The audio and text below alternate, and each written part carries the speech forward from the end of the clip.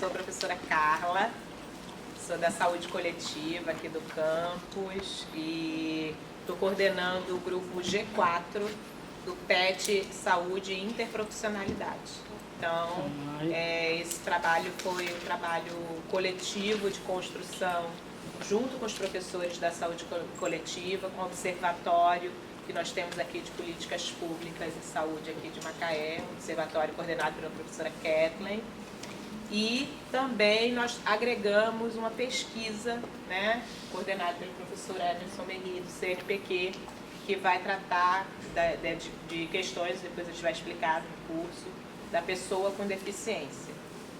E o professor Elvo também está aqui, ajudou a gente todo no plano pedagógico de como é que a gente ia trazer um curso de extensão, né? Por isso que aí fico muito feliz, muito bem-vindo a todos os profissionais da rede aqui de saúde de Macaé, Priscila, que é do nosso PET, Amanda, Araceli, Deolinda, Paulo e algumas outras pessoas que eu não conheço o nome. Seu nome? Eu, Maria Luísa. Samanta. Tem mais alguém da rede? Não, né? Os professores que estão aqui também, da nutrição, da enfermagem. A Nayara também é professora, coordenadora e tutora do PET também, trabalha com a gente do PET. Os alunos que ajudaram a gente a organizar tudo, a Nath do Observatório, o Eleomar, né, do nosso PET, a Bárbara, que faz parte da nossa pesquisa, Gustavo, da Iniciação Científica, Ingrid, então, só para vocês verem, foram Natália, foi feito em muitas mãos aqui, mais alguém que eu estou esquecendo? Gilmar, do Observatório, que está aqui filmando. A Luísa, da farmácia. A Luísa, professora da farmácia. O Hércules, da enfermagem, que ele estava assim me olhando. Não, vai esquecer de mim, não, esquecer de você. Hércules, o Hércules, inclusive, veio com vários alunos aqui, que ele dá uma disciplina de reabilitação na enfermagem. Então, um parceiro nosso, e ele conseguiu, né, abrir o seu espaço, né, da disciplina, e trouxe alguns alunos aqui da disciplina. Quem é da disciplina dele? Vocês, aqui da disciplina dele. Alunos da medicina, da saúde da comunidade 3, do M5 agora. Você, Gustavo? M6, Bárbara? M9. Então a gente está aí. Você é da enfermagem. Então a gente está aí com um grupo aí que a gente pretende trabalhar. São 5 encontros que a gente vai fazer. Esse é o nosso primeiro encontro, então é um encontro de abertura. Nosso filme. Eu falei, Gilmar. Está até filmando, depois a gente vai deixar guardado para a Andressa, a professora que coordena esse curso, que infelizmente não pôde estar aqui. Ela está com a perna quebrada, mas já estou mandando um beijo para ela. E ela vai estar aqui nos próximos encontros, com certeza, com a gente. Então, muito obrigada a todos. Eu espero que a gente possa ter um curso que é nesse modelo mesmo de extensão. Um curso bastante participativo. A gente trouxe vídeo, tem textos depois para vocês lerem. Eu não sei se a primeira aula talvez todo mundo não tenha recebido a bibliografia dos encontros, mas depois recebeu? Ai, que ótimo! Então fizemos uma boa comunicação. Mas quem não recebeu, a gente está hoje aqui também para tirar dúvidas, passar o material para vocês. Todo o material está em PDF online, e aí vocês podem acessar. E a ideia é a gente fazer um curso bem participativo. Vou passar a palavra agora para o nosso professor titular aí da disciplina, que vai trazer um pouco das discussões, das pesquisas, do cuidado em saúde e ferramentas analisadoras, que é o que a gente vem discutindo. Então é um grupo de trabalho da micropolítica que eu vou deixar agora ele falar, porque vocês sabem que eu gosto de falar, se vocês deixarem, fica aqui falando uma hora, né? Eu conheço muita gente, mas não tenho a memória da Carla. Falar nome por nome. Porque é um exagero, né? Eu acho que é uma má educação uma pessoa fazer esse tipo de coisa com algumas outras. Mas, velho. Minha mulher sempre diz isso, quando chega alguém e fala fulana, e ela olha e não lembra, ela fala, mas é muito mal educada. Não, a Carla foi muito mal educada. Imagina se eu ia conseguir lembrar o nome de todo mundo, né? Assim, tão Tudo bem, eu acho que é bacana, mas eu não consigo. É muito legal a gente estar iniciando essa atividade. Eu acho que essa iniciativa que foi sendo tomada aqui dentro do campus e dentro aqui de Macaé era exatamente esse tipo de cara que a gente queria, né? Fazer um espaço que tivesse todas as misturas possíveis, né? Tivesse nós, pesquisadores, docentes, tivesse o pessoal das redes, tivesse os alunos, e a gente idealiza que deveriam ter aqui também os cidadãos em geral, né? E a gente teve uma quantidade de 60 pessoas inscritas, provavelmente alguns vão estar chegando, outros nem vêm no primeiro, pode vir no segundo, mas essa modalidade aqui que a gente começou a construir, ela apareceu a partir de um momento que a gente está vivendo aqui no nosso grupo de trabalho. E para vocês, aí eu vou só contar um pouquinho rápido disso e depois dizer como é que a gente vai tentar enfrentar essa hora e meia aqui que a gente tem pela frente. A gente conseguiu, ainda nos estertores aí dos projetos de financiamento de pesquisa, o nosso grupo conseguiu entrar numa disputa de um edital que tinha finalizado o ano passado. Então, na realidade, tem um movimento, vamos dizer assim, orçamentário, né, nas agências de financiamento de pesquisa, que durante um tempo, nesses últimos 20 anos, para nós nos últimos 16 anos de UFRJ, que é mais do que o campus aqui.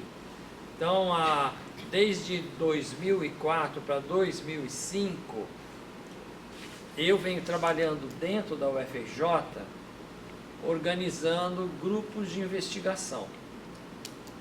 E a gente já passou por vários lugares. Antes de eu vir aqui para o campus, que eu só venho para o campus aqui em 2012.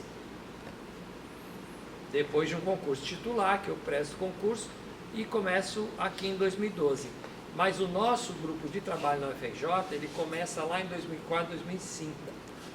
E a gente pega um momento entre 2004 e 2005 até o ano passado, a gente pega um momento em que havia uma oferta de financiamento para projetos de pesquisa nas diferentes áreas, mas na saúde, um nível de casamento entre interesses do chamado Fundo Nacional de Saúde, não vou tentar explicar isso muito em detalhe, mas um Fundo Nacional da Saúde, ao qual o Ministério da Saúde está ligado, o Conselho Nacional de Saúde está ligado, e certas linhas de investigação produzindo conhecimentos que, de uma certa maneira, nas políticas públicas, sempre foram muito difíceis, né?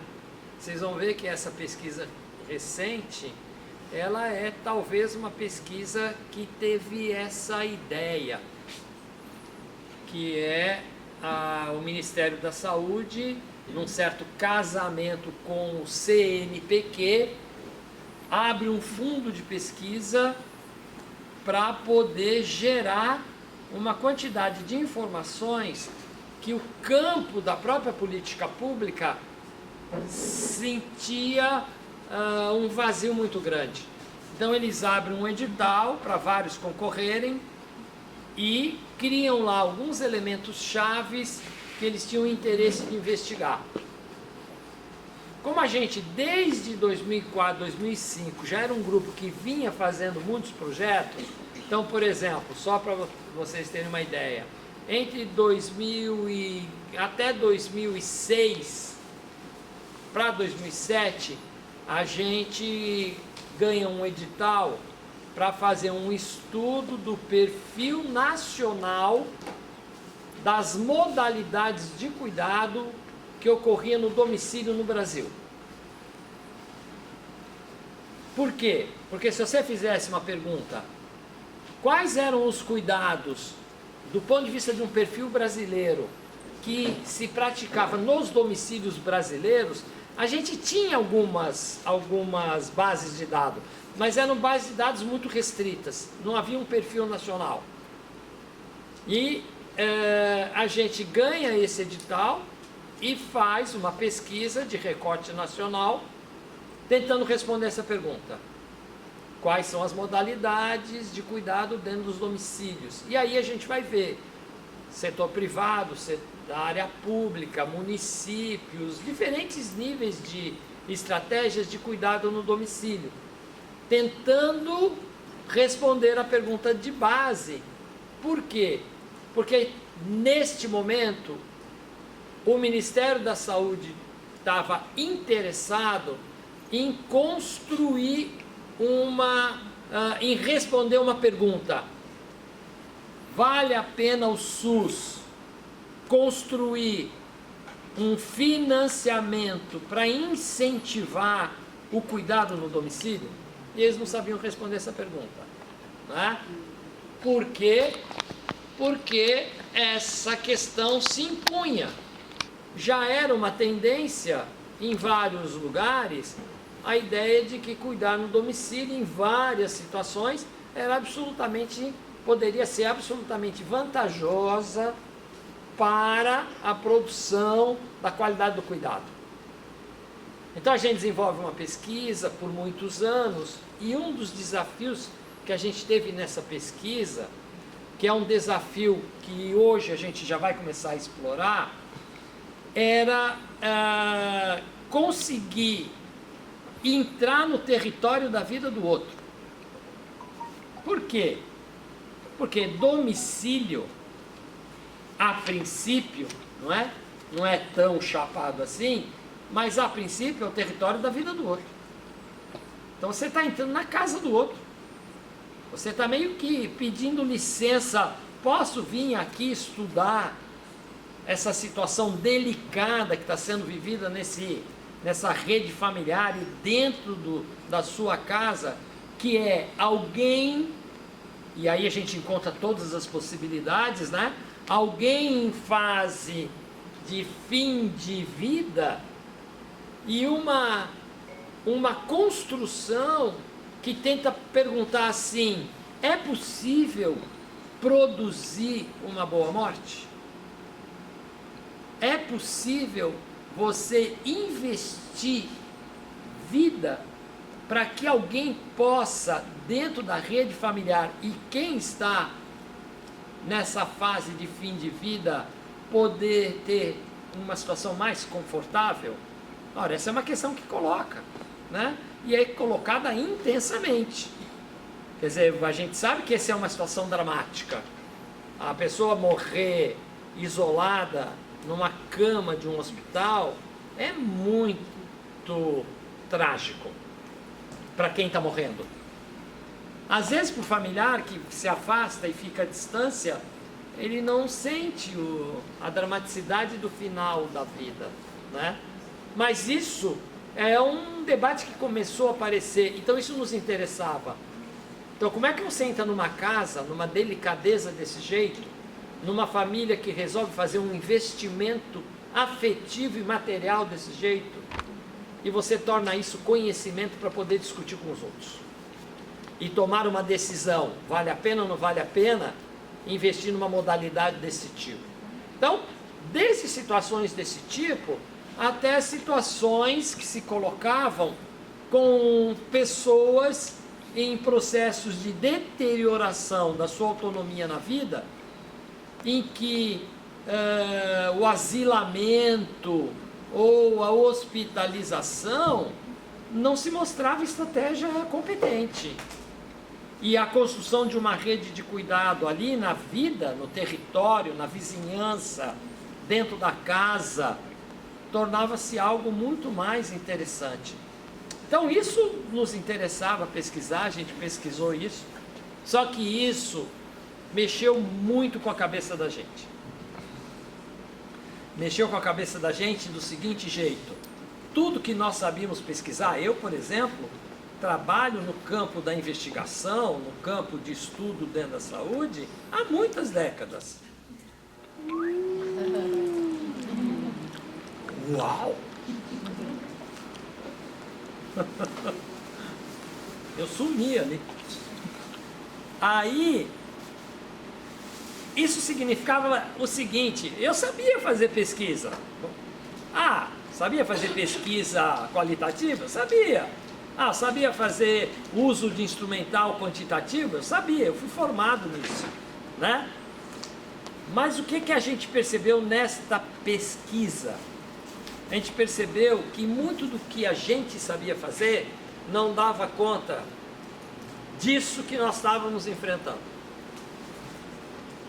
O que não dava conta? Não dava conta dessa vida do outro que tem voz, dessa vida do outro que tem vontade, dessa vida do outro que tem desejo, dessa vida do outro que constrói seu modo de tratar o sofrimento, dessa vida do outro que constrói seus modos próprios na sua rede de vida, de o que fazer com isso. O modo que a gente fazia pesquisa, ela captava um pouco disso, mas ela não conseguia ir tão fundo no cotidiano, naquele dia a dia mesmo da vida vivida, ali dentro de uma casa, e o que significava toda uma família se mobilizar em torno disso. Quem já viveu situações de ter situações neste limite dentro de uma casa, ou conheceu uma rede familiar, sabe como isso não é nada simples, não é? Isso mexe com todo mundo. Está entrando. Não, está entrando, está ótimo. Então existe uma coisa que foi um desafio. O que é que nós vamos fazer com essas novidades que a gente precisa acrescentar, novas metodologias de investigação? Então a gente começou a enfrentar nesse começo dos anos 2000, no nosso grupo, necessidades importantes de desenvolver novas ferramentas de estudo. A gente avançou nisso, foi desenvolvendo essas estratégias, e eu diria que a grande pergunta que a gente se colocava, vocês vão ver que essa pergunta faz sentido, porque eu vou trabalhar com ela hoje um pouco. A grande pergunta que a gente se colocava era: como é que a gente pega, e eu vou explicar isso, tá? O instituído da vida de surpresa. Eu vou explicar isso. O que quer dizer pegar o instituído de surpresa? Quer dizer o seguinte: você entra dentro de uma casa, ou mesmo num serviço de saúde, ou mesmo dentro de um hospital, ou dentro de uma equipe de saúde da família, e você começa a observar como é que o dia a dia anda. E você meio que vai vendo que tem muita coisa repetida. Isso. Travou? Tava um frio danado o dia que eu gravei esse negócio. Você olha e tem muita coisa repetida.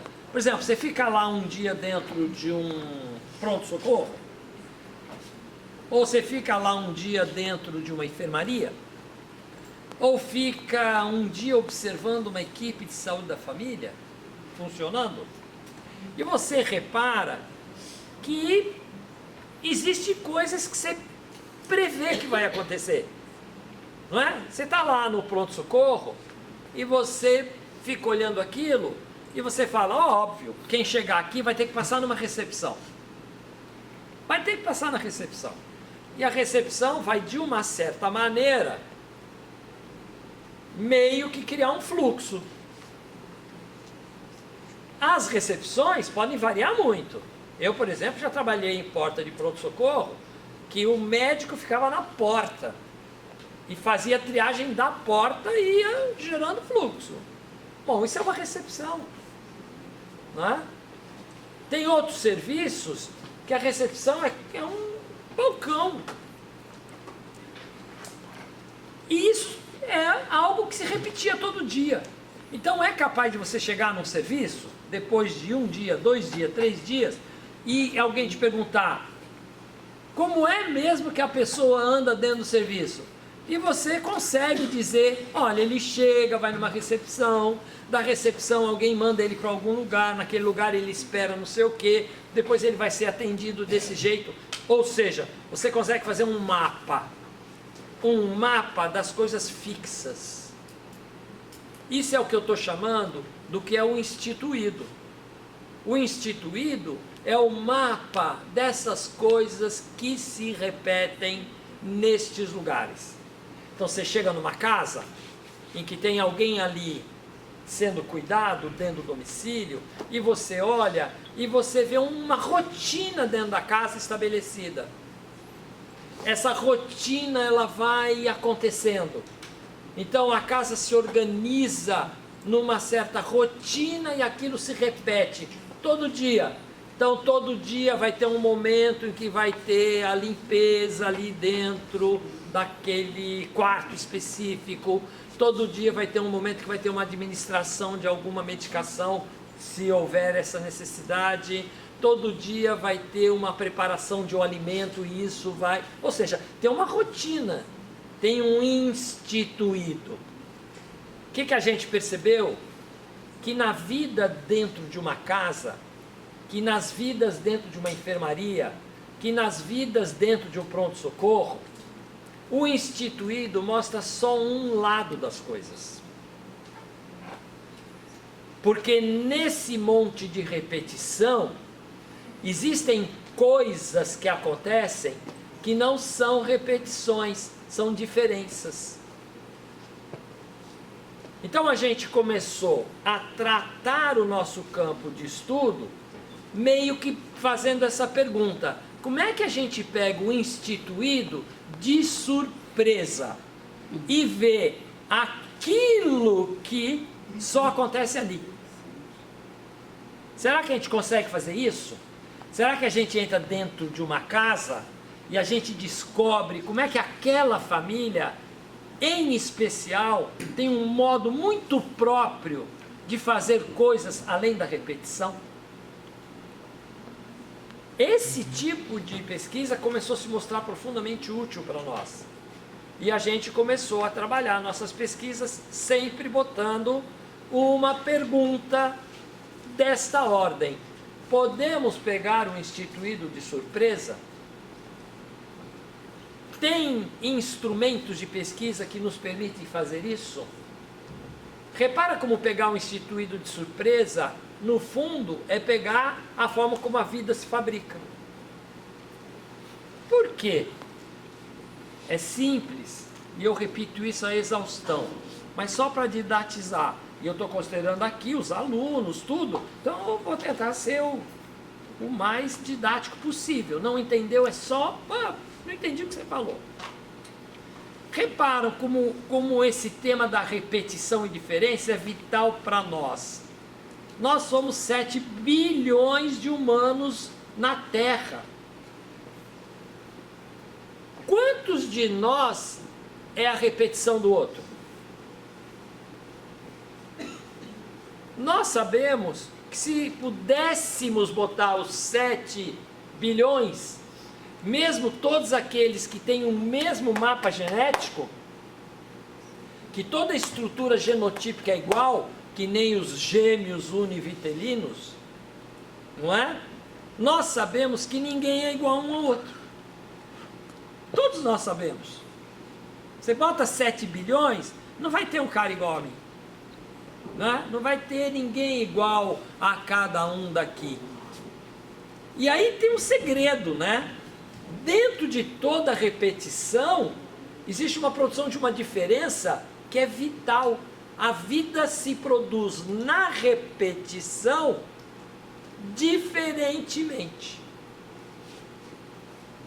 Então esse tema é um tema central para a nossa pesquisa, que era como captar a repetição mas fazer aparecer exatamente as diferenças, porque as diferenças marcam tudo.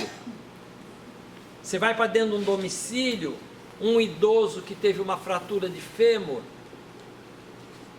que se você não conseguir tirar ele de dentro do hospital, quase a maioria vai morrer. Nós sabemos isso na história brasileira.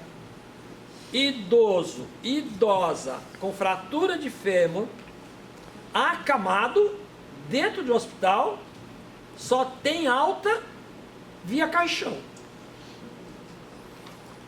Isso é uma história da maioria, não é? Então o que você faz? Não, idoso com fratura de fêmur, nós precisamos construir uma outra linha de cuidado. Nós precisamos criar um suporte para casa, precisamos equipar para que o cuidador na casa, ou os cuidadores, ou a rede comunitária possa interferir na recuperação desse idoso e dessa idosa. Nós sabemos disso. Só que nós sabemos que você bota 2 idosos em 2 núcleos familiares diferentes, serão muito singulares as relações que irão ser construídas. Isso quer dizer que não basta você falar, aí tem uma fratura de fêmur. Não! Isso é uma maneira equivocada nossa. Aí tem um seu João, que tem, além de uma longa vida e de muita vida, também fratura de fêmur. Ali tem a Dona Maria, que tem um monte de redes de vida e também uma fratura de fêmur. Isso significa que na pesquisa a gente tem que percorrer e ir atrás disso. Dar conta da repetição, mas para poder vazar aquilo que não é repetição. Não é? Aquilo que é a diferença. Então, essa questão que a gente aprendeu muito, desse grupo que está aqui hoje, daquela época, nenhum deles estiveram nessa pesquisa. Não é? É um pessoal que ainda está nessa pesquisa, ainda está no nosso grupo, esse grupo que começa a fazer essa pesquisa em 2004, mas depois nós vamos fazendo outras pesquisas. E aí a gente vai aprender uma coisa a partir dessa experiência do cuidado domiciliar, que é, este outro na casa dele, ao mesmo tempo que a gente pesquisa ele também pesquisa a gente. Na época, nós não tínhamos isso muito claro. Nós fomos aprender isso na pesquisa seguinte. Quando acaba a pesquisa de atenção domiciliar, a gente disputa um outro edital e ganha um edital para fazer 2 pesquisas na área de saúde mental. Numa cidade de grande porte em São Paulo e em 6 municípios do Rio de Janeiro. A gente avança com essa pesquisa nesses lugares todos e a gente vai aprender de uma maneira muito interessante que este outro que a gente diz que está pesquisando, ele é um profundo pesquisador de nós. Bom, quem trabalha no dia a dia de um serviço de saúde sabe disso. Sabe que o usuário de certo serviço conhece mais o nosso serviço do que nós mesmos. Eles são sagazes em saber como furar os fluxos de bloqueio. Eles conhecem detalhes dos nossos jogos afetivos.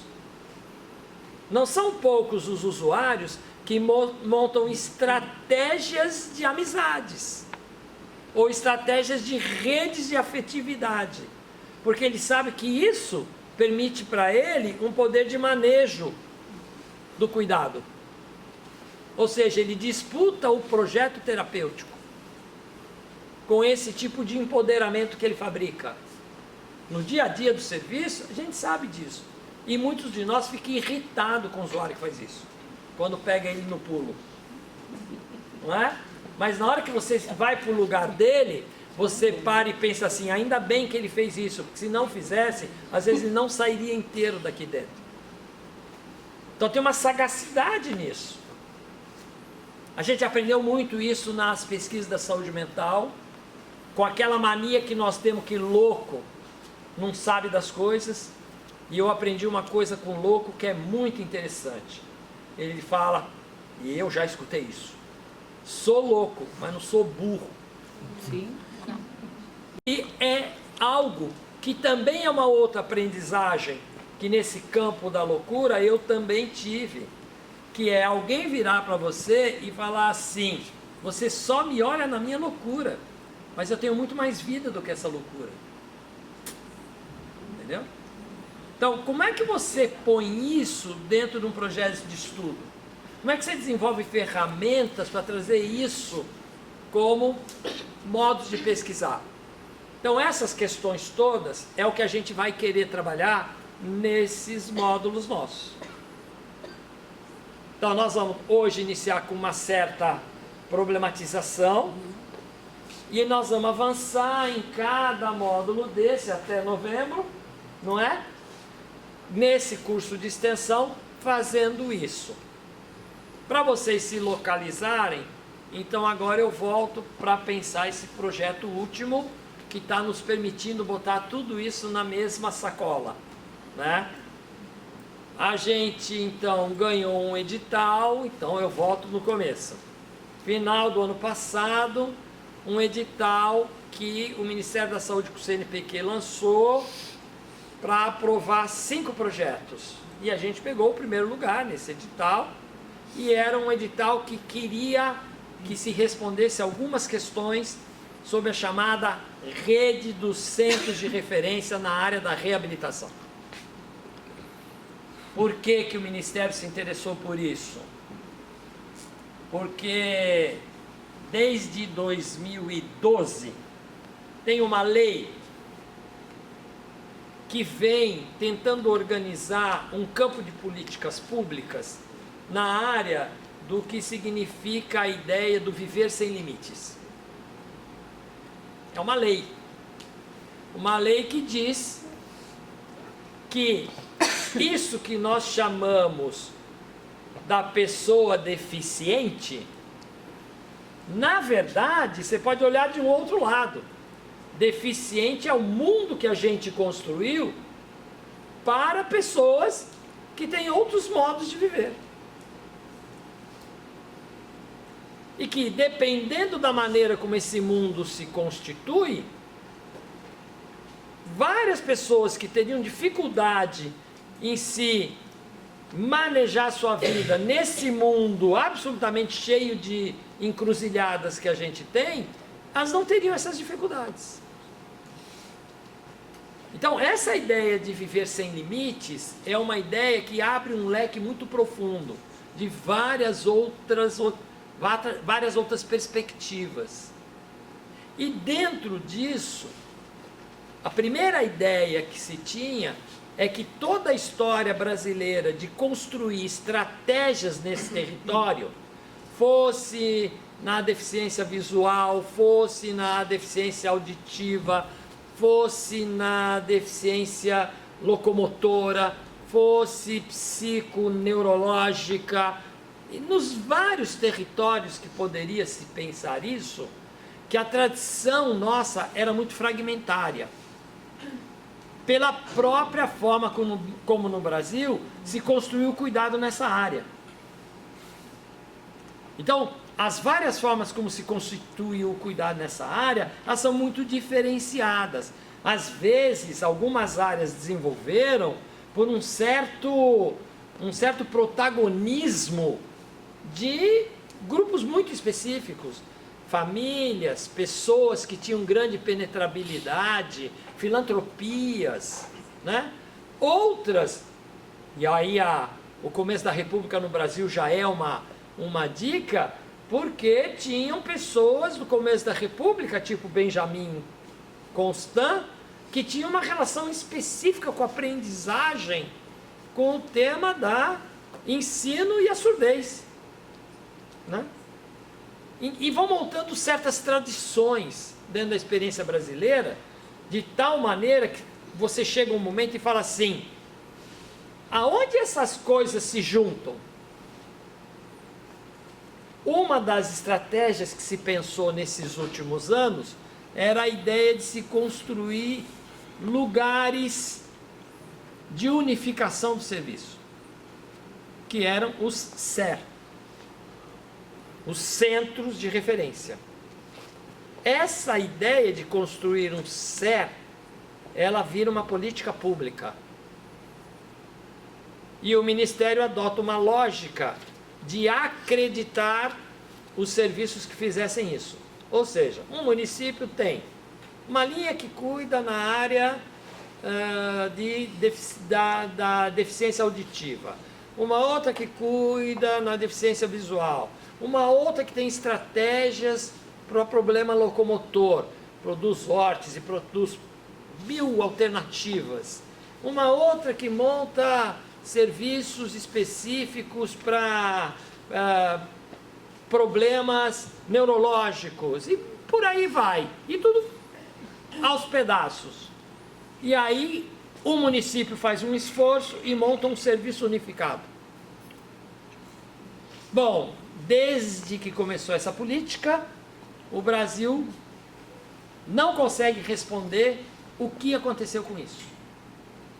O que se sabe são dados duros de informação de quantos estabelecimentos se formou e quantos o Ministério reconheceu. Então, se sabe que 500 e tantos CER foram reconhecidos pelo Ministério, mas não se sabe dizer se muitos outros existem e o Ministério nem sabe disso, no sentido de reconhecer. E o Ministério não consegue responder o que acontece de fato dentro desses serviços. E aí ele tem uma classificação. Ele fala, ó, um CER 1, CER 2, CER 3, CER 4. Essa classificação é uma classificação pelo tipo de deficiência que o centro opera. Então, o CER 4 é aquele que trata de 4 modalidades diferenciadas. Então, por exemplo, ele mexe com deficiência visual, ele mexe com deficiência auditiva, ele mexe com deficiência locomotora, ele mexe com neuropsíquico, por exemplo, não é? Aí é um CER 4. Um 3 é que mexe com 3 modalidades dessa e vai por aí adiante.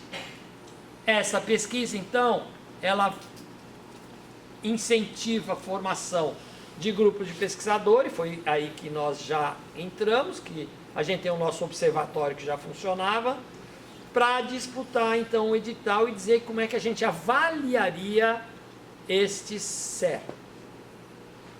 E nós montamos um projeto baseado nessas coisas que eu estava colocando para vocês.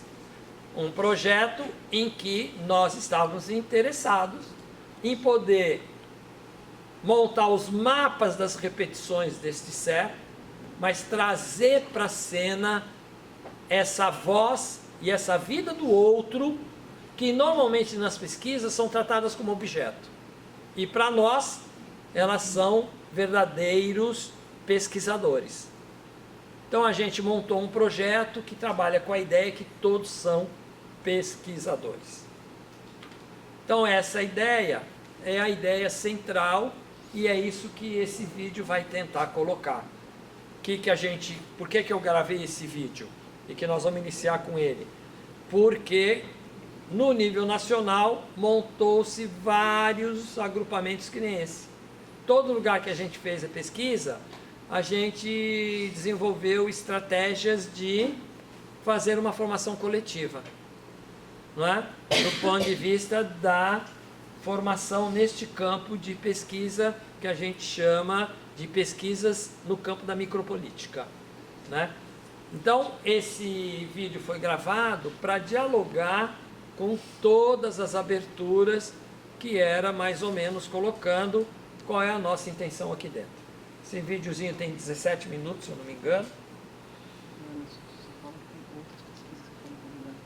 Não, eu chego lá. É que eu estou localizando o que vai ter aqui de conteúdo. Então esse vídeo tem 17 minutos e ele vai tentar expor essa conversa. Aqui em Macaé, a gente tentou fazer um espaço que não fosse da exclusividade desse projeto. Então, na realidade, ele é usado só como um dispositivo, né? Ou seja, nós não estamos fazendo um curso sobre pesquisas só nesta área.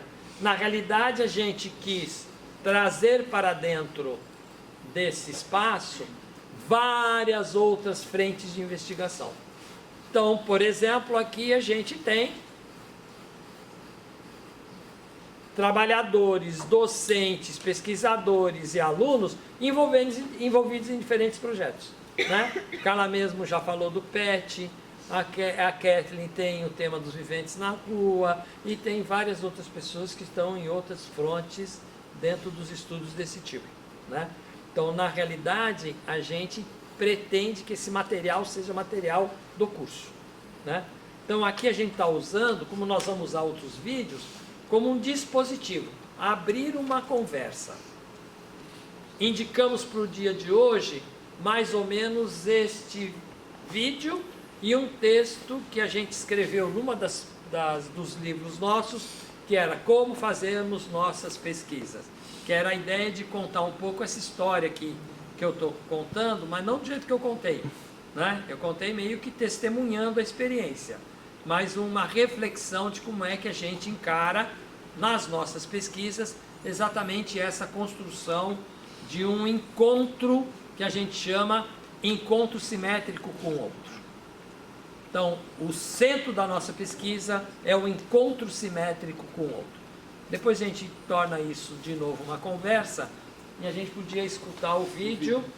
Antes disso, se alguém quiser fazer qualquer pergunta, retificação, dúvida, pode voltar para a cena.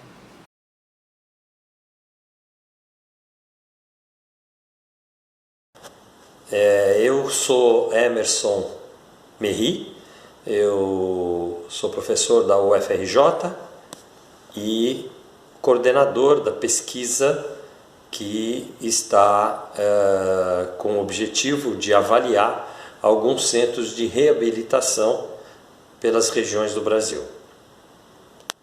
Esse vídeo ele está sendo gravado em função de uma aposta de organizar um processo de formação para todos aqueles que se envolverem com este projeto de pesquisa.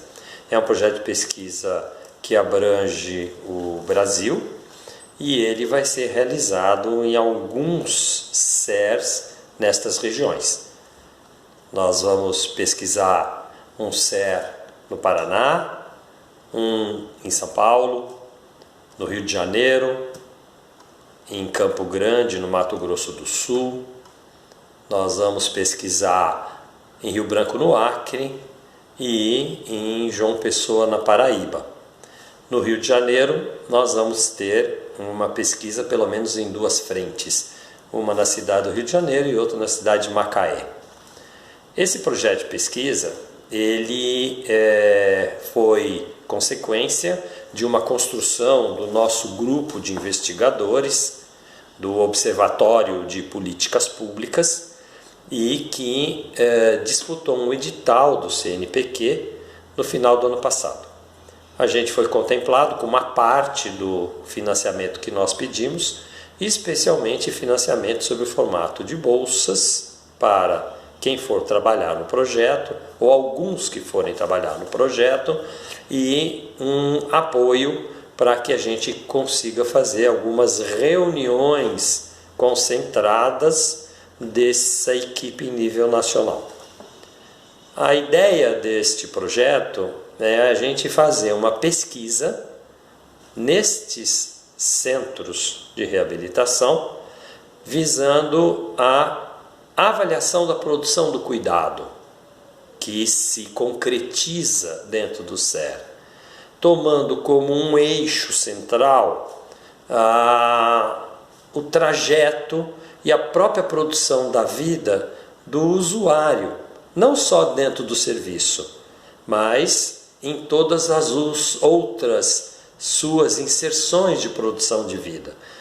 Mas o foco central é um foco sobre de que maneira no próprio CER se constitui essa produção de cuidado, tomando como um elemento de pano de fundo a construção da política dos centros de reabilitação destes últimos anos. É uma política muito recente, mas é uma política que produziu vários efeitos. Por exemplo, a gente tem já credenciado pelo Ministério da Saúde mais de 200 CERs pelo Brasil, de diferentes níveis. Nível 1, 2, 3, 4, conforme os tipos de frente de cuidado no campo da reabilitação que ele se debruça. De preferência, nós estamos indo para CERS 4. Onde não houver isso, a gente vai para outras formas de CER. Mas, na maioria dos casos, são CER 4 que realizam pelo menos 4 modalidades de cuidado, né? A gente tem uma perspectiva de trabalho nos processos de avaliação, e vocês vão ver isso no curso de formação, porque cada grande tema dessa nossa maneira de produzir o processo de avaliação no cotidiano dos serviços de saúde, olhando a produção do cuidado, a gente vai, a partir de um olhar nosso, de que nestes processos de avaliação não existe o sujeito que pesquisa e o objeto que é pesquisado, como classicamente acontece na maior parte dos projetos de avaliação.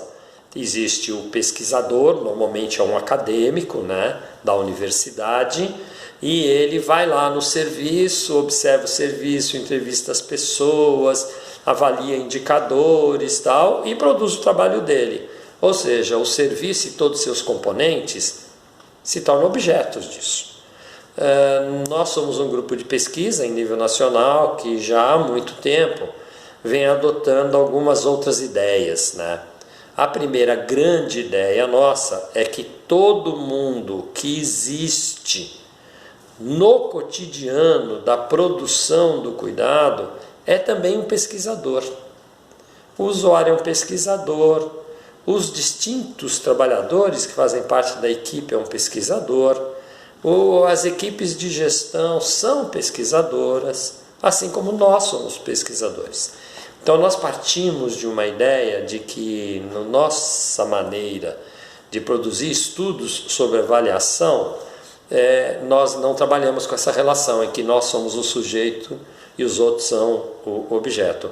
Todos são pesquisadores, portanto a nossa pesquisa é uma pesquisa que nós chamamos uma pesquisa participativa e de interferência, né? Porque ela, para iniciar, ela faz convite.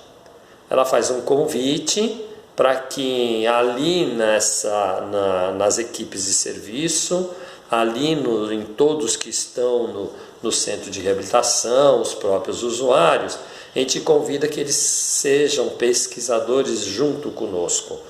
E é na construção da equipe, essa equipe mista e misturada, né, de pesquisadores, onde cada um com seu mundo se encontram para produzir a avaliação, é que a gente aposta nesse tipo de projeto.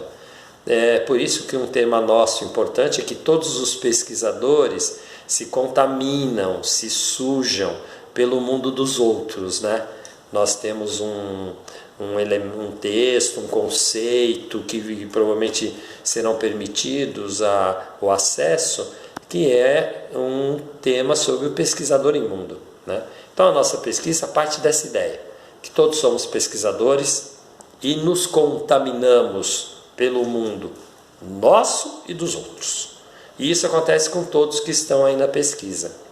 Então a nossa pesquisa, ela não é uma pesquisa que simplesmente nos coloca como observador, anotando as coisas que as pessoas fazem, ou que vai lá nos bancos de dados e vai medindo indicadores. Isso também é importante, mas isso é importante que todos os pesquisadores façam.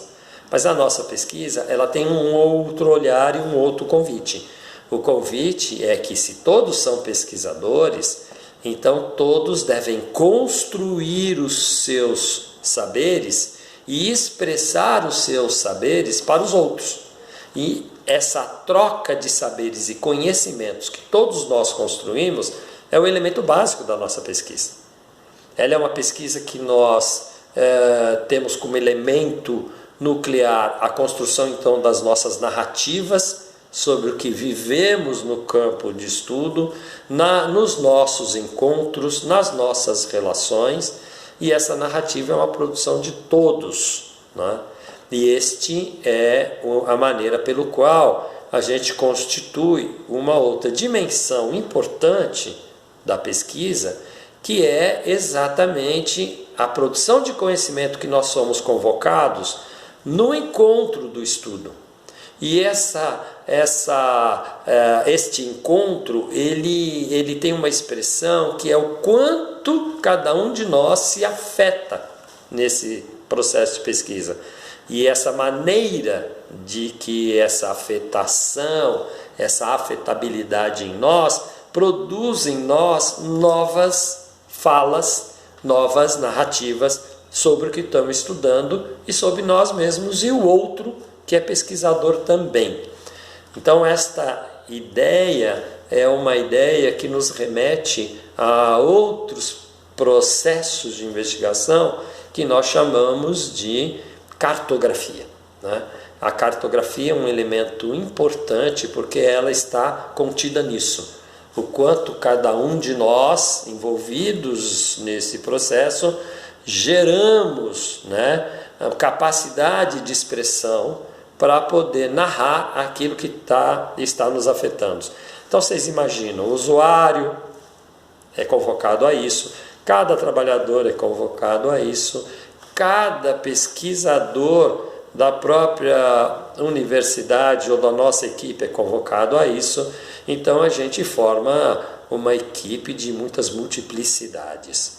A perspectiva é que a produção do conhecimento gerado a partir daí, elas trazem grandes contribuições para a aparição de novas vozes, novas vidas, que, de uma maneira geral, em outras metodologias de avaliação, quando aparecem muito pouco.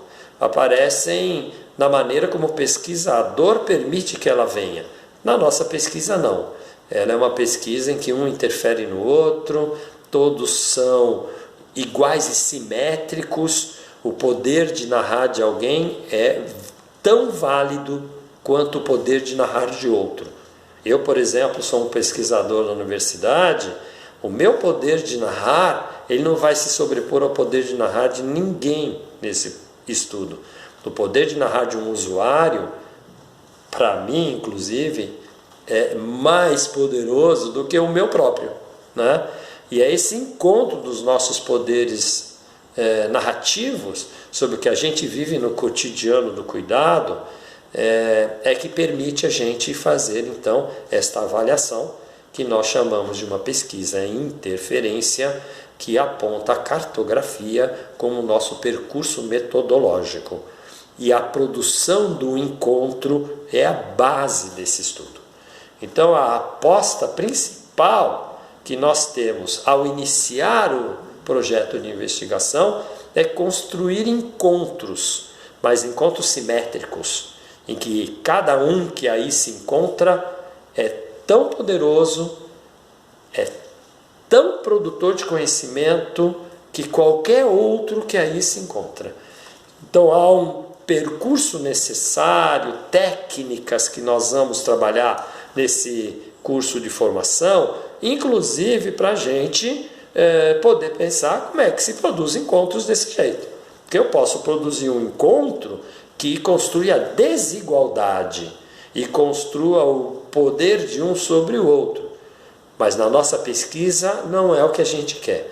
A gente quer produzir um encontro que produza simetria, em que todos se sintam validados, todos se sintam empoderados para poder se expressar e poder discutir o que o outro está colocando nesse estudo. Então, esse é um elemento importante, né?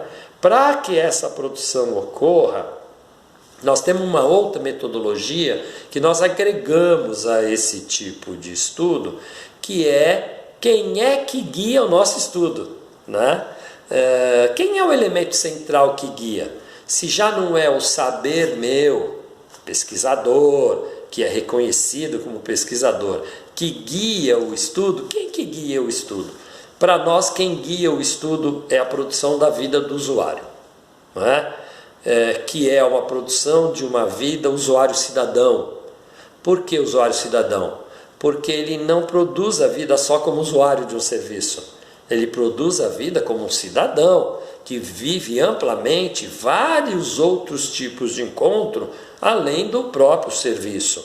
Então, nós trabalhamos com uma metodologia que nós chamamos de usuário guia cidadão, que também será tema nesse curso de formação e é um elemento substancial, porque é a partir dele que nós construímos as nossas bases de dados, que vão conversar com essas bases de dados já ultraformais que existem no serviço.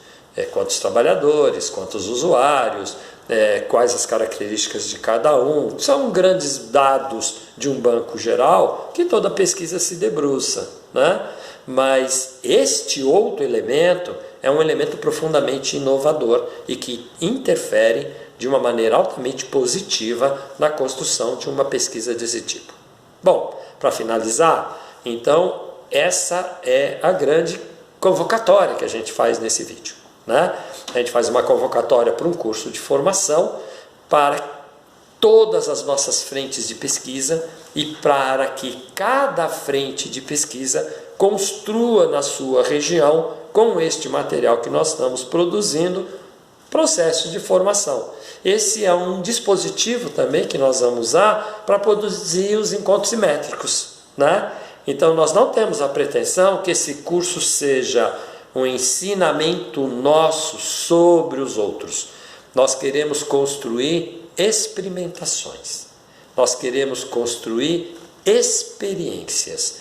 E aí, cada um, vivendo a experimentação e vivendo a experiência, é que constrói o seu conhecimento.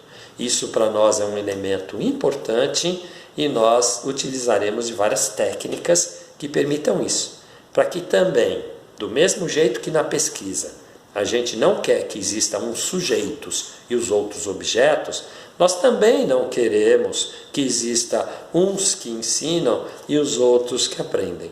Nós queremos constituir uma pesquisa que também viva a contextualização e a experimentação do campo da educação permanente, que é a possibilidade da gente, na nossa experiência cotidiana, na nossa experimentação dos encontros, é que a gente produz saberes que para nós são relevantes.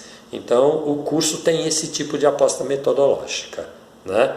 Então, é fundamental isso tudo. Eu estou com grande expectativa em relação a esse projeto de pesquisa, porque a gente tem visto uma grande mobilização em todas as regiões que nós estamos visitando e convidando trabalhadores a comporem conosco dos nossos núcleos do observatório de políticas públicas que nós temos numa rede nacional entre várias universidades, e isso tem nos animado, né?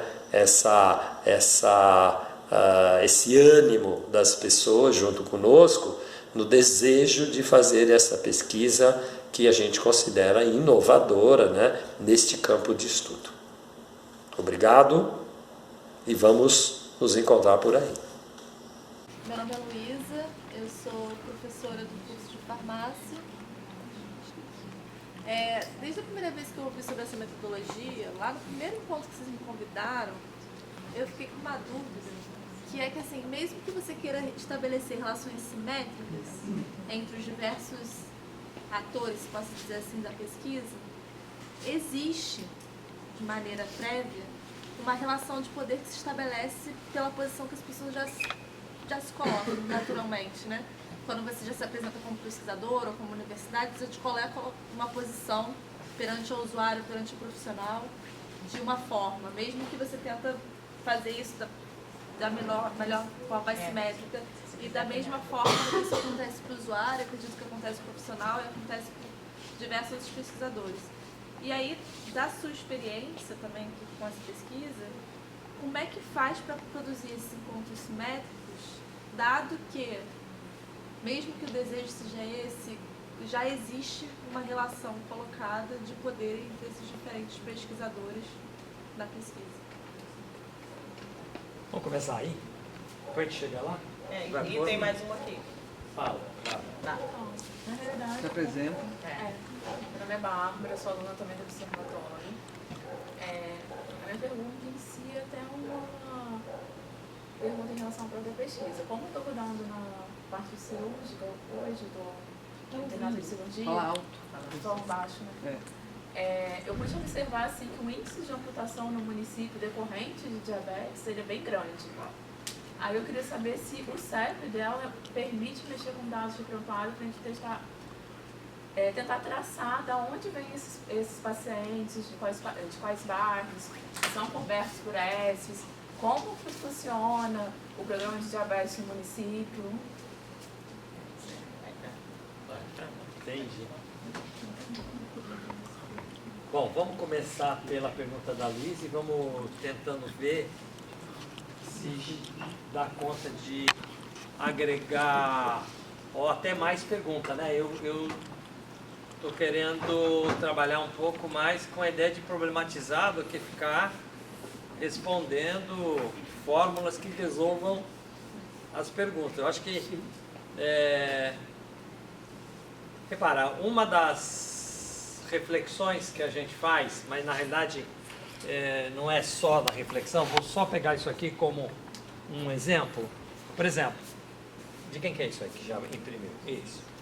Isso aqui é um dos materiais que a gente andou publicando. Nós publicamos esse material em 2016 para 2017. A gente procurou trazer aqui o que nós estávamos experimentando. Tá certo? Então, repara. Uma das questões que a gente coloca é um convite a experimentar o encontro. Nós estamos criando, então, uma certa ideia que encontrar é uma oportunidade de fazer experimentações. E que nessa experimentação, que é de todos que estão aí, porque você, num processo de encontro, absolutamente há algo que está imperativo. Um convoca o outro. Neste processo, se convocam muitas coisas. Então, nessa experimentação, ocorrem muitas coisas. O desafio nosso é como não transformar a diferença em desigualdade. Essa é uma questão. Por quê? Porque a experiência que a gente tem do cotidiano na nossa sociedade é que os encontros são operados sistematicamente e em especial dentro das nossas redes de cuidado, de operar a diferença como desigualdade. Por isso que a gente vai para um elemento que para nós é chave, que é como fazer a experimentação da simetria e não da desigualdade. São vários os pensadores que nos ajudam aí, né? Eu poderia citar um pensador que eu não uso muito, mas que existe no campo das ciências sociais, que é um pensador chamado... Gente, eu cito o nome porque tem gente que se interessa, mas não precisa ficar preocupado com isso não, tá bom? Tem um pensador alemão na área de ciências sociais chamado Habermas, em que ele diz que todos são legítimos falantes. Quando um pensador desse diz assim, todo mundo é legítimo falante, o que ele está dizendo? Ele não está dizendo que nós falamos a mesma coisa. O que ele está dizendo é que nós todos temos algo numa certa potência que é de ser um falante. Ele vai transformar isso, e aí é um problema da teoria dele, e eu não vou entrar na teoria dele. Eu só peguei ele para dar este exemplo, não é? O que significa você, num encontro, operar a diferença na ideia de produzir a possibilidade da simetria e não da desigualdade? É você, de uma certa maneira, fazer a experimentação de um certo exercício de poder que não seja um poder sobre o outro, mas seja um poder com o outro. Por isso que isso aqui está colocado, que é um campo em aberto. Será que você vai conseguir fazer isso ou não? Muitas vezes você não consegue fazer isso, não é? Mas o que significa olhar pelo lado da simetria? Olhar pelo lado da simetria é algo que o Paulo Freire já falava do lugar dele. Se eu sou sabido, o outro também é sabido. Quer dizer, esse reconhecimento de que eu tenho saber, mas o outro também tem saber, isso é criar um olhar que convida mais para a simetria do que para a desigualdade. Eu vou dizer assim, eu sou sabido de algumas coisas, e o outro é sabido de outras coisas. Eu reconheço a diferença. O outro pode também reconhecer essa diferença.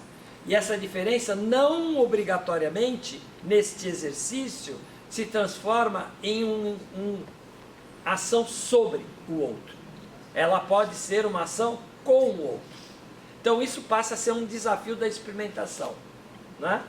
Então, eu posso pensar que nenhum antropólogo brasileiro, que é o Eduardo Viveiros de Castro, que ele diz assim: nós sempre imaginamos que nós ocidentais, europeizados, quando chegávamos numa etnia amazônica, por exemplo, que nós indo junto àquele povo, que nós éramos os antropólogos deles. E nós pouco imaginamos que eles eram os antropólogos de nós. Então, quando o Eduardo monta esta ideia, então já estou pegando um terceiro exemplo, o que ele está dizendo? Ele está dizendo o seguinte: nós, europeizados, chegamos numa etnia amazônica e olhamos do nosso olhar, da nossa perspectiva, o que é aquele povo, e vamos produzir conhecimento sobre aquele povo e falar daquela civilização. Só que a gente não dá conta que eles estão fazendo do lado deles, com a perspectiva deles, a mesma coisa. Só que eles não estão fazendo com o mesmo tipo de olhar, eles olham de outro jeito. Esse material do Eduardo Viveiros de Castro é muito interessante, porque ele diz assim: enquanto nós, que temos o olho do europeu, dizemos que a diferença entre nós e o outro é da ordem da alma, não sei se vocês conhecem como é que é o processo de colonização, mas o processo de colonização na América, ou nessa região que depois adquire o nome de América, ela é feita com uma chegada do europeu, em que o europeu olha aquele povo originário e fala assim: não, esses caras têm corpo de homem, mas a alma deles é mais rebaixada. Nós somos civilizados, eles não. Eles têm, só somos parecidos em corpos, não somos parecidos em alma. Quem nunca viu um filme chamado Missões, ou A Missão, é A Missão. Veja um filme desse, tem no YouTube, chamado A Missão. É a história da ordem jesuítica, chegando aonde tem os povos guaranis, nessa região do Paraguai, nessa região do Brasil, nessa região da Argentina, e eles montam escolas para educar europeizantemente esses corpos guaranis, tentando provar que eles podem sim ser civilizados, desde que eles se europeizem, adquiram a cultura do europeu, aprendam o conhecimento do europeu, não é? O Eduardo diz e fala assim: acontece que esses povos ameríndios, ele chama de ameríndio, porque ele identifica esse pensamento em tudo que a gente chama de América do Sul, América Central e América do Norte.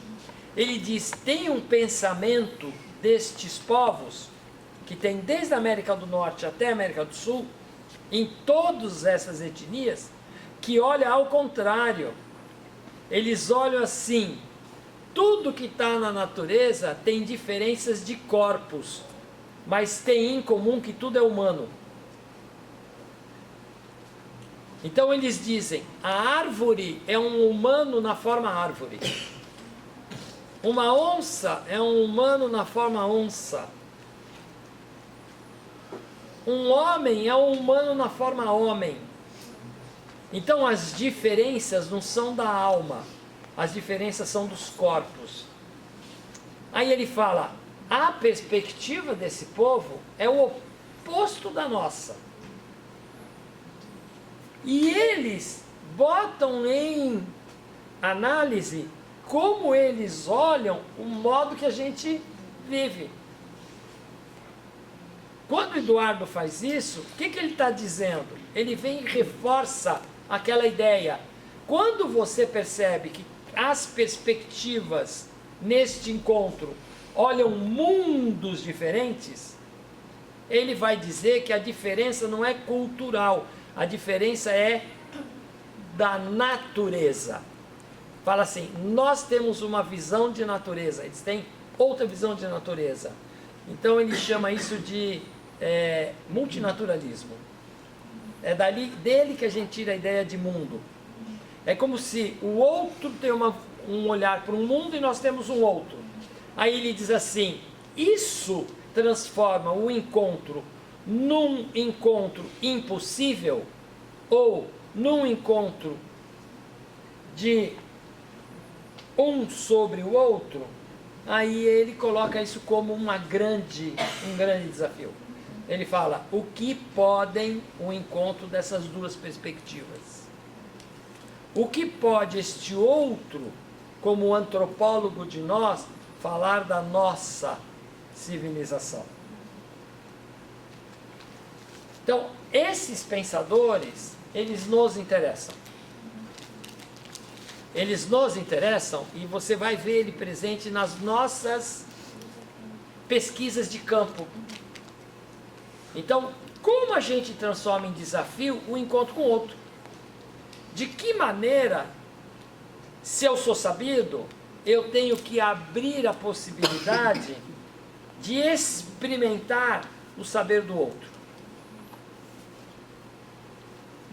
E essa é uma ideia que eu acho que em algum momento vai ser interessante a gente poder discutir o que significa experimentar isso. Ou seja, de que maneira você no encontro com outro se abre a experimentar o outro com o nível de produção. Por isso que a brincadeira que a gente faz, todo mundo é pesquisador, é uma provocação nossa. Porque dizer, eu sou pesquisador, mas o outro me pesquisa, é simplesmente reconhecer a simetria. Então o problema não é no encontro eu deixar o outro ser pesquisador. É no encontro de que maneira eu permito ser afetado pelo que o outro é pesquisador. E a gente tem uma ideia disso. A ideia vem da seguinte noção. E aí eu vou pegar o caso da saúde para mostrar como que a gente se interroga a partir daí. Como é que é um encontro? Eu vou pegar um médico. Nós médicos encontrando um paciente. O nome já é maravilhoso, né? Sim. Nós médicos encontramos um outro que nós vamos chamar ele de paciente, né? No nível comercial a gente é mais cara de pau. A gente chama de cliente. Tá certo? Como se fosse da natureza das relações entre um médico e um cliente. Né? Usa-se na saúde assim o conceito de cliente, gente, na maior cara de pau. Na realidade, quando você usa o conceito que o outro é cliente, é porque você botou que a relação é comercial. Tá certo? E naturaliza isso. Só que nós, médicos, naturalizamos de outro jeito. A gente naturaliza a ideia de paciente. Então, paciente é um conceito de inoperância. É o conceito de fortalecer a noção do outro como objeto. Isso quer dizer que na relação médico-paciente, a estratégia é unidirecional. O sabido é só um. O desejo é só de um. A fala é só de um. E o conhecimento em exercício é só de um. E o outro é o quê? O outro é o nada. Porque se ele tiver muita vontade, ele começa a se falar como um paciente chato.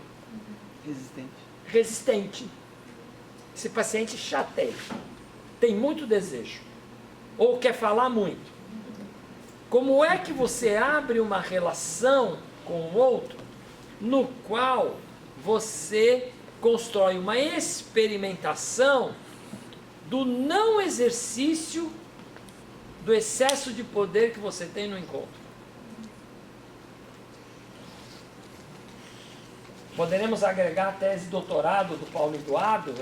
Eu orientei uma tese de doutorado na clínica médica, onde a gente tinha o nosso grupo de pós por 10 anos, em que o tema do Paulo que foi o primeiro coordenador daqui do curso de medicina, Paulo Eduardo Xavier Mendonça, que foi homenageado, o segundo?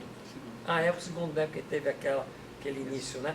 Paulo foi o segundo, que foi homenageado aí nos 10 anos. O Paulo, ele abriu esta pergunta para a experiência do cuidado. É possível uma prática de cuidado sem o exercício da soberania? O que é o exercício da soberania? É o exercício desse excesso de poder sobre o corpo do outro. E aí ele vai desenvolver toda a tese de doutorado dele, fazendo uma discussão sobre como que você chega fraco no encontro. Ou seja, como você esvazia o excesso de poder instituído para o encontro. Isso nos interessa na pesquisa. Ou seja, interessa eu chegar dentro da casa do outro como não sabido. É meio que perguntando na casa do outro: me ensina o que é isso aqui, porque tudo que eu sei não me permite saber o que é isso aqui a priori. Ou seja, como que eu faço uma pesquisa na qual eu chego no campo e no encontro com o outro, esvaziando tudo que a princípio eu acho que eu já sei? Isso é uma estratégia de pesquisa. Entendeu? Então, óbvio que isso vai nos interessar nessa discussão, nesse curso todo. Porque isso é vital. Porque se eu ponho a ideia da simetria, eu tenho que conseguir pensar de que neste encontro, do mesmo jeito que eu me vejo cheio de poderes, o outro também é cheio de poderes. Nada me autoriza a dizer que eu, com o meu saber, vou saber tudo sobre o outro. Na realidade, eu só vou saber tudo. Sabe, a psicanálise é uma lição incrível. Quem já foi paciente de um psicanalista, né? Você está no divã e aí o psicanalista fala assim: conta pra mim, o que você tá? E você está lá pensando e fala assim: vou contar só o que eu quero. tem coisa que eu não vou contar. Tem coisa que eu não conto nem para mim mesmo no quarto escuro, imagina eu contar para o outro. Tô brincando com isso, mas olha, É sério. isso é sério, entendeu? Então, como é mesmo que isso se instala num encontro em que você reconhece que o encontro é um campo de experimentação? Um campo de experimentação exatamente da possibilidade da simetria. Na hora que você consegue construir isso no campo de pesquisa, você não tem noção de como aparecem narrativas que outras estratégias de pesquisa não conseguem fazer aparecer. Eu poderia dar muitos exemplos aqui, eu acho que pela hora eu não vou conseguir dar. Certas coisas que aparecem no encontro que você é tomado de surpresa porque aquilo vem com um volume incrível. É uma outra narrativa. Vou pegar um exemplo, uma das pesquisas fazendo com uma menina de câncer de mama em Fortaleza, no Ceará, e jovem, de repente no meio do processo da investigação, depois de muita coisa, ela vira e fala assim: o câncer me fez produzir vida. Jovem. Ainda não resolvido se ela morreria ou não do câncer. E ela abre essa narrativa no meio da conversa. Quando ela solta essa narrativa no meio da conversa, que nenhum questionário descobre isso, porque foi num processo, isso daí foi uma intervenção, né? Uma intervenção, porque a partir daí, o que se abriu dessa diferença da produção da vida dela, isso deu capítulo de um livro enorme, né? Esse livro foi publicado, depois eu posso até indicar, né? Que ela virou um capítulo importante nesse livro.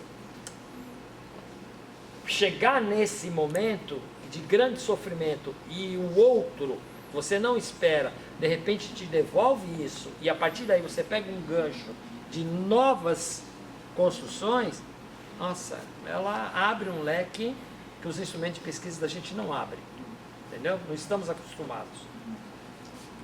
O tema do usuário guia, eu vou ser direto, nós vamos ter só uma aula para fazer isso, né?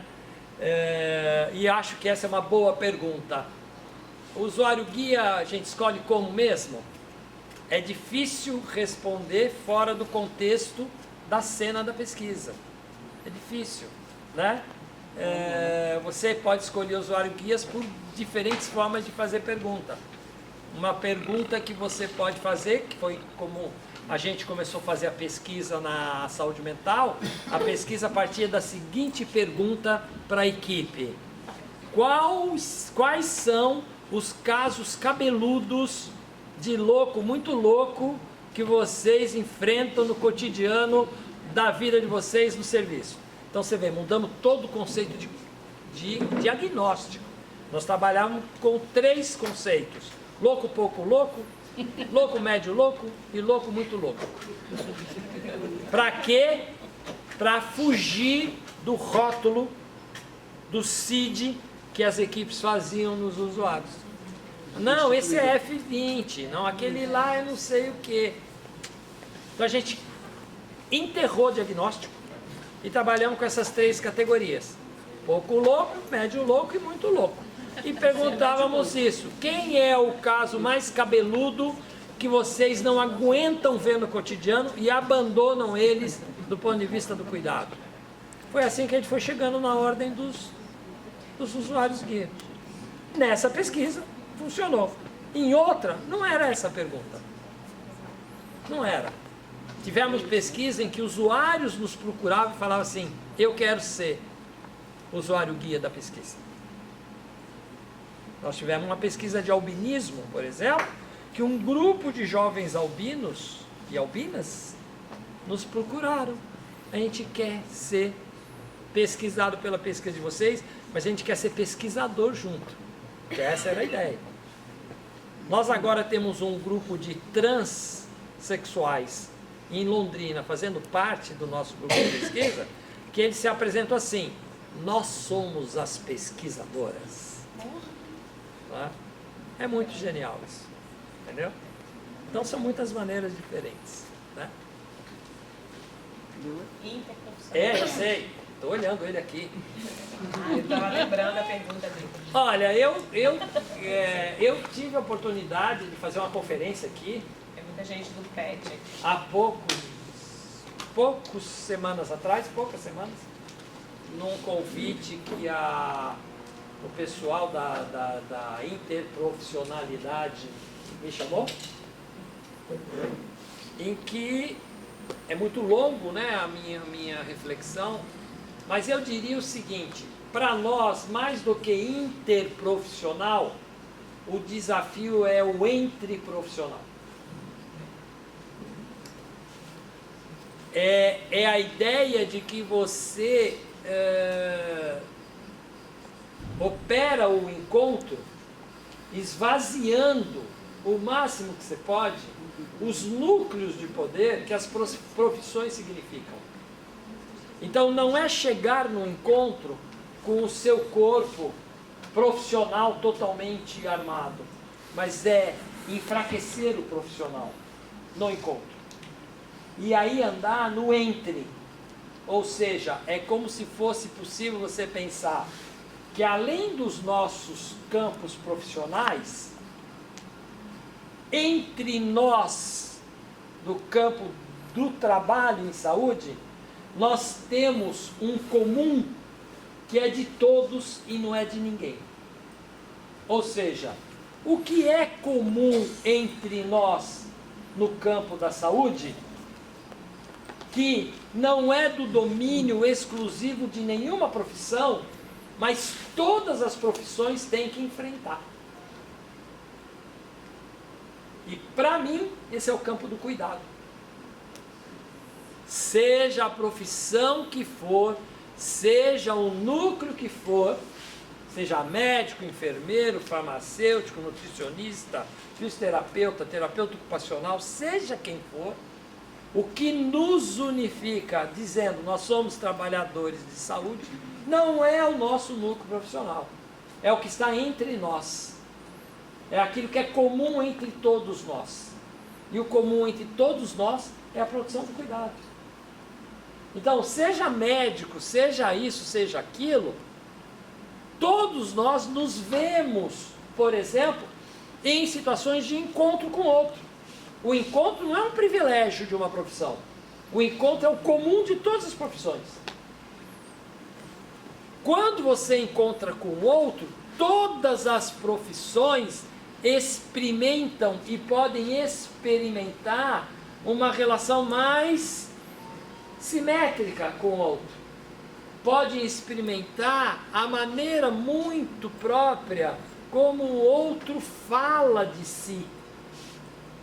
Isso não é privilégio de nenhum núcleo profissional abrir um processo comunicativo com o outro. Isso é o comum de todas as profissões.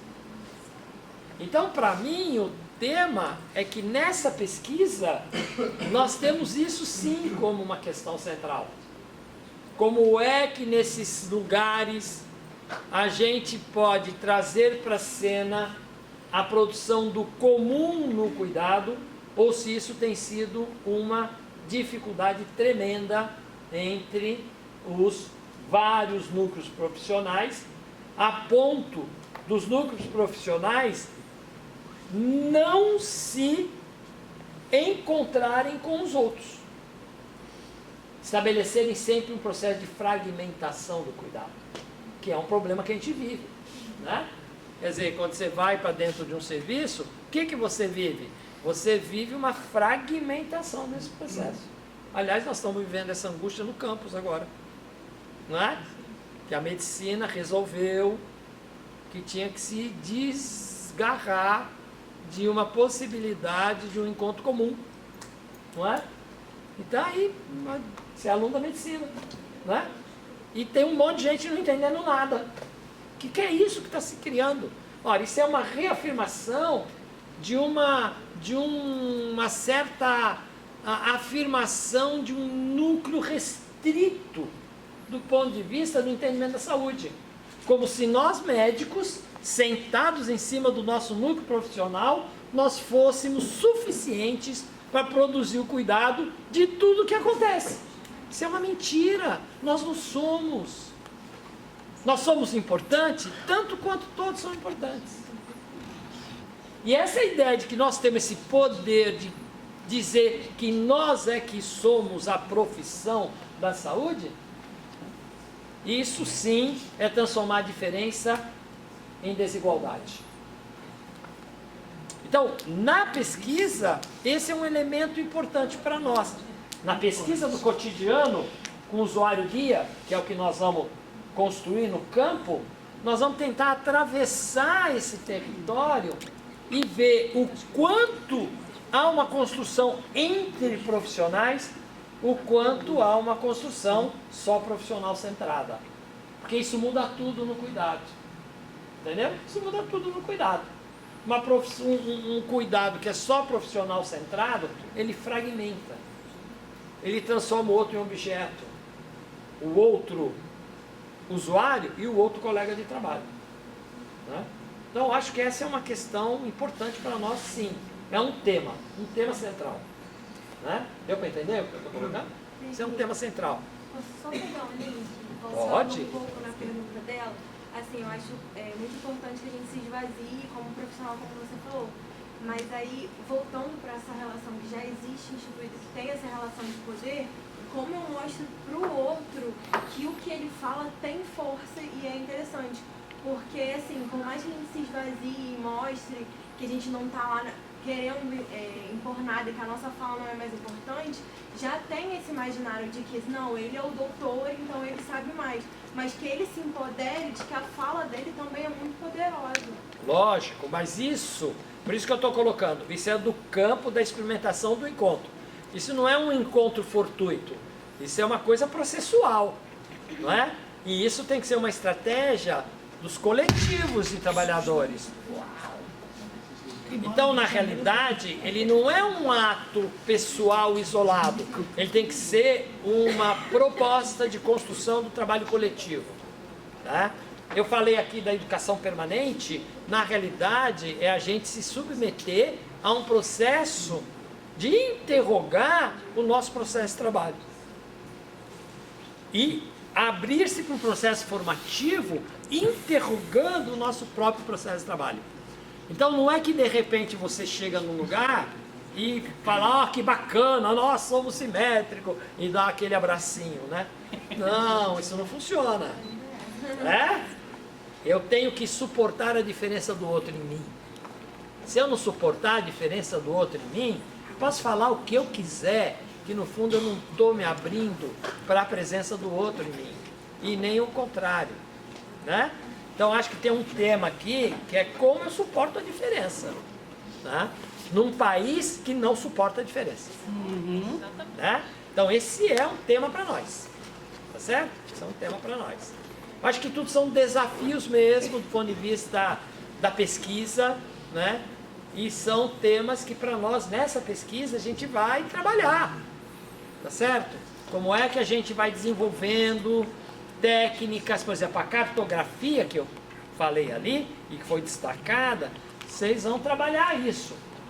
Terça-feira que vem, não é isso, cara? Isso. A gente vai, vejam antes, a gente vai iniciar com um videozinho que é Caminhando com Tintim. Quem já viu esse vídeo, é uma delícia esse vídeo. É rapidinho. É muito rápido, mas é incrível. O que tem de conversa com Caminhando com o Tintim é incrível, né? Nós vamos começar terça-feira que vem com esse vídeo, Caminhando com o Tintim, para discutir o devir Tintim em nós. Né? Tintim é um garotinho, tá? É um garotinho. Esse vídeo é feito em função desse garotinho, né? É muito interessante. Ele tem muita coisa instigante nos poucos 8 minutos do vídeo, né? E vai dar uma conversa de aula inteira. Ali tem tudo para a gente conversar. E tem também a bibliografia, né, que vocês já receberam. E a gente queria saber se vocês estão gostando desse formato, ou vocês também estão abertos aí também a sugestões. Tá bom? Não, hoje é um dia mais chato, né? Porque tem uma coisa formal, eu tinha que explicar. Eu acho que a proposta a partir do Tintim é a gente trabalhar com as pessoas, conversarem, fazerem carta de demanda e aí rolar uma roda de conversa. Então acho que na terça-feira que vem vamos trabalhar com roda de conversa, né? É que hoje tinha todo esse ritual para dar conta e meio que fazer uma visão mais uniforme de todo mundo saber o que a gente está fazendo. Então é meio chato mesmo. Tá bom? Alguém tem alguma pergunta que se não fizer não dorme direito? A gente tem que ir embora.